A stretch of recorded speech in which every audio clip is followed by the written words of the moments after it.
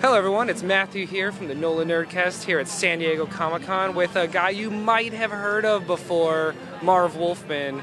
How are you today, and how do you handle the fact that I'm about to freak out? I let you worry about freaking out. I'm having a great time. This is wonderful. That's amazing. Just ever since Teen Titans, New Teen Titans, I was not old enough at the time, but I've collected it and read it all. Just, it's not even really a question. I just want to say it's amazing, and you have worked on so many wonderful things that I've loved. Thank you. How do you just handle the fame and when you come here, everyone loving what you do? You have to understand that to me, fame is you go to your local grocery store and they all know who you are. Okay. Nobody knows who I am except at a convention, so I don't have an ego that says that's important to me. I work at home, I work in an office by myself. The only person I get to talk to is my dog until my wife comes home late at night. So it's not like there's a lot of people saying, I don't have minions. Right. It's just me. If I had minions, that would be wonderful, and I'd get all the ego stroke in the world, but I don't have that. So there's no ego that I worry about. I just enjoy doing what I do, and I've been doing it for a while and want to continue doing it. That's it. Convergence just ended, and you were responsible for some of the best tie-ins. Oh, thank you. Was it just really well done? How did it feel to finally be able to revisit those things that you were such a big part of you, and get to bring it to a whole new generation of readers? You have to understand that the Titans are like my babies. So to go back to writing them, I hadn't written the group in a long time, except the graphic novel, of course, but as a new book. Right. And that was a great graphic novel, by the way. Oh, thank you. I really loved it, and it only took 25 years to finish. But it was so much fun to be able to revisit them in a slightly different way because they'd been stuck in this other dimension for a year. Right. And how each one coped with that, to me, is fascinating. To watch how people deal with their reality makes for great drama for me. And it was a great setup, so I had a wonderful time writing it. Yeah. Now, how does it feel when you see your babies represented? Like they're huge for kids now with the cartoons and everything. Does it make you feel happy to know that they've been so enduring and it just keeps getting more and more people into it?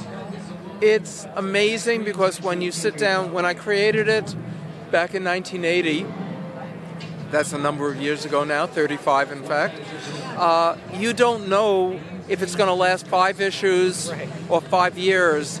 No one expects their stuff to last 35 years and be more popular than ever.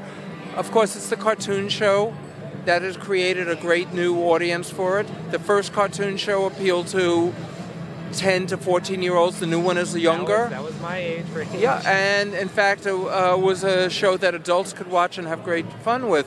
So each show takes the characters, and they're still true to the characters. All the characters acted in character, even though they were written for a different audience. So it's an amazing thing to see these characters still have life and still are loved and still are cared for. It's just, man, it's so great to talk to you, and we love to end on just kind of like, because I don't want to take up too much of your time. I know Comic-Con is a giant thing for you. We like to end on a more silly question.